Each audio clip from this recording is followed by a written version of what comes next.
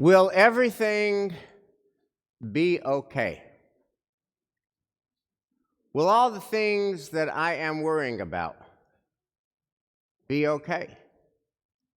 Will all the things that you are worrying about be okay? Will all the things that we are all worrying about be okay?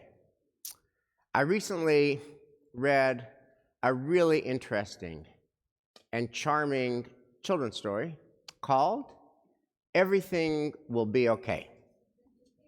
And it is written for today's age. It's written according to the book cover for 2 to 5-year-olds.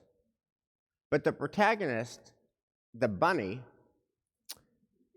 is not only a worrywart. The bunny clearly suffers from anxiety and depression.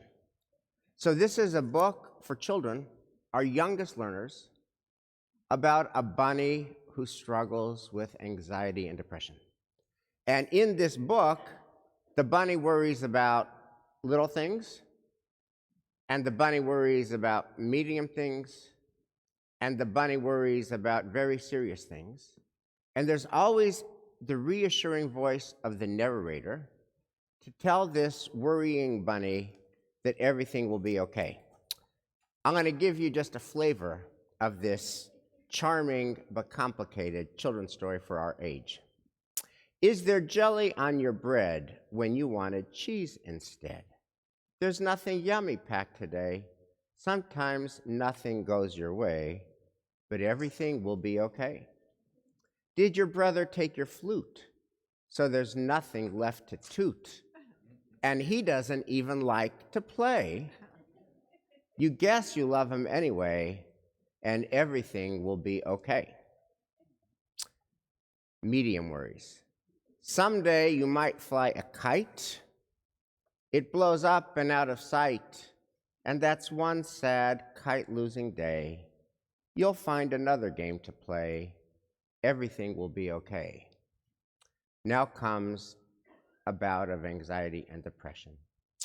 Sometimes it all goes wrong. Sometimes life is upside down. Sometimes you don't feel so strong. Sometimes you scowl and frown. Make those feelings go away. You could do it every day. Everything will be okay. Now, this book really resonated for me because it surfaces an inchoate anxiety that many of us feel. And it surfaces a gnawing question that many of us ask, which is very simply, will everything be okay? And that's a question that never goes away. And here's my question for you this morning. What happens when the answer to that question is no? Everything is not going to be okay. In this children's story, the narrator's reassuring, no matter what, everything will be okay. But in real life, we know that sometimes the answer to that question, will everything be okay, is no. And how do we think about our life when the answer is no? Sometimes we face a health challenge, or somebody that we love faces a health challenge and it's not okay. Folks who go through mental illness, which is the pandemic after the pandemic. You all know this. And mental illness is not only formidable, mental illness is often seemingly intractable. Not okay. And then when a spouse loses a spouse and now has a much lonelier life, that's not okay. And when somebody young dies and it leaves our world shaken, that's not okay. And when somebody loses their job and they don't know what to do and they have deep financial anxiety, that's not okay. And when there's relational stress Not okay. What do we do when not okay? So it turns out that that is exactly the condition of the people of Israel in the middle of the book of Exodus. And that's interesting and noteworthy. You would think if any people was ever okay, it should be biblical Israel. I mean, God comes down, intervenes in history all the time for them directly. I mean, it doesn't get any more direct than that. The 10 plagues and the miraculous Exodus and the splitting of the Sea of Reeds and standing at Sinai and getting the 10 Commandments from God, God's self, should be okay, but guess what? Not okay. And in the middle of the book of Exodus, they're not okay. They're hungry. They're thirsty. They're tired of wandering. They miss structure. They miss routine. Not okay. And they worship the golden calf. Not okay. And then there is a little civil war that God commands where the Levites kill 3,000 Israelites. Not okay. And so there's something that's very interesting that we learned that should be stated. It's hidden in plain sight. We're never fully and finally okay.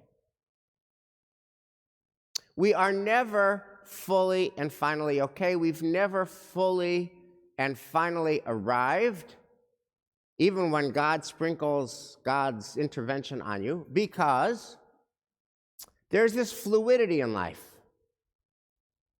There are periods of highs and then periods of deep lows, periods of great victory and periods of great despair.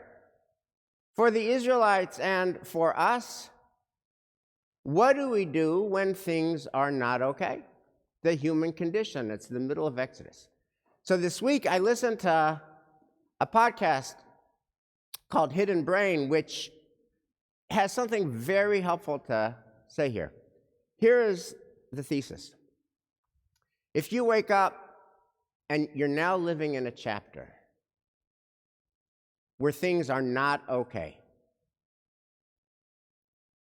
where you have some intractable pain, the idea of this podcast is that you step back and reframe and ask a whole new question.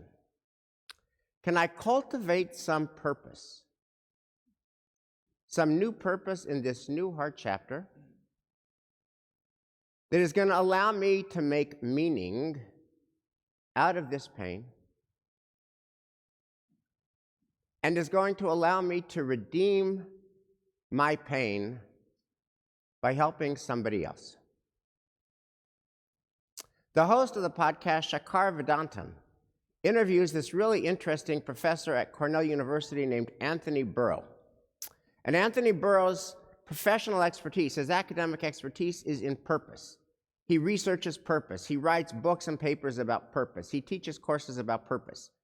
Here's how he defines purpose. He says purpose is directionality, that you feel that you are going somewhere, that you are doing something, that you are building something that is aspirational and inspirational.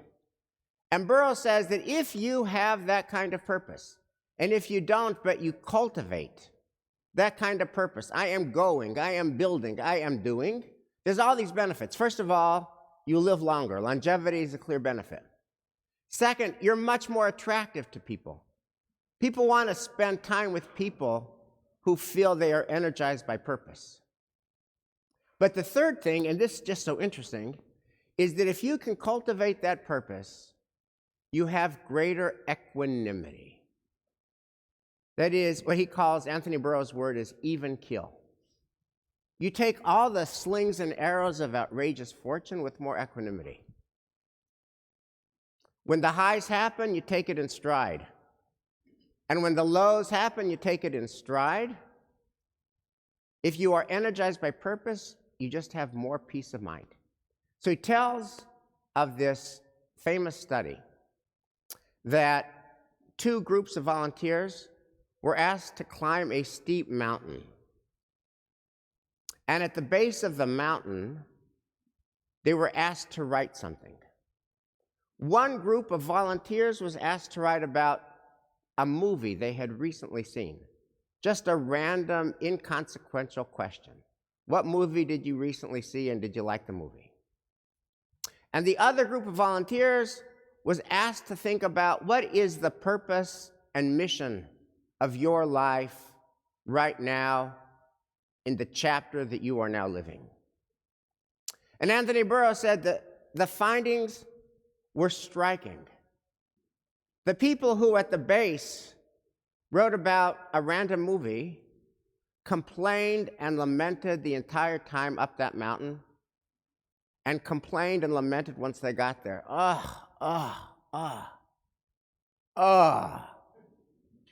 Why did you have us climb this mountain? And the people who had thought about purpose in the moments before their climb said, what climb? What climb? They were completely energized by purpose. And then Shakar Vedantam asked us a different question related to this, which is, what is our why? What is our new why in this chapter that we are in that can cushion the blows of our existence? And that is always going to be our question. What is our new why now? And Shakar Vedantam quotes a classic paragraph of Viktor Frankl's book, Man's Search for Meaning, Viktor Frankl, survivor of Auschwitz. And he writes the following: the lesson one could learn in Auschwitz was, those who were oriented towards a meaning to be fulfilled by them in the future were most likely to survive. And this has been confirmed afterwards by American Navy and Army psychiatrists in Japanese prison of war camps. The orientation towards a future, towards a task, a personal task, waiting for them to be fulfilled in their future or another person whom they were loving to be met again, this was what was decisively upheld in these people. The orientation beyond oneself. You see, the question was not just survival, but there had to be a why of survival. There has to be a why of survival. There has to be a why we are here. There has to be a new reason, a new purpose, that we can interpret the pain of the chapter that we're in to give it meaning. We interpret the pain of the chapter that we're in by helping somebody else. There has to be a why for our survival. And that brings us back to the middle of the book of Exodus that we're in. We read today, Teruma. So the Israelites, they're just not okay. The last thing that happened was the golden calf and a civil war. And God listens to the Hidden Brain podcast and then says, we need a purpose. And the purpose is Exodus 25:8, Teruma, the first aliyah this morning. V'asu li mikdash v'shachanti b'tacham. Build a sanctuary that I might dwell among the people. The purpose is a shared building project. Everybody is summoned to bring their energy, their talent, to create a space where God would dwell among them, and it works. They're summoned, they're tapped, they give, they create, they contribute, they do it together, they collaborate. And at the end of these 5 parshiot that we began today, at the end of Vayaka Pakude, God's presence is palpable, and they have got peace of mind, even kill. Now here's what I want to tell you. For me now, in this season of my life, this is not a sermon. And this is not academic. This is as real as life itself. I am living this now. I'm living this every time Shira and I go to Israel to see our father. Now, in the 40 years that I've known and loved Shira, her father has gone from this intimidating her father, who called me Leslie during law school, It took me 2 years to go from Leslie to Wesley. When we got married, he started calling me Wesley. And then he became my father-in-law. And very quickly, he became my father-in-love. And now he's just my father. And it's just so not okay. It's the opposite of okay. And it's not going to get okay. His health is not okay. The prognosis is not okay. There's nothing okay about it unless we summon Anthony Burrow, Viktor Frankl, what's the new why?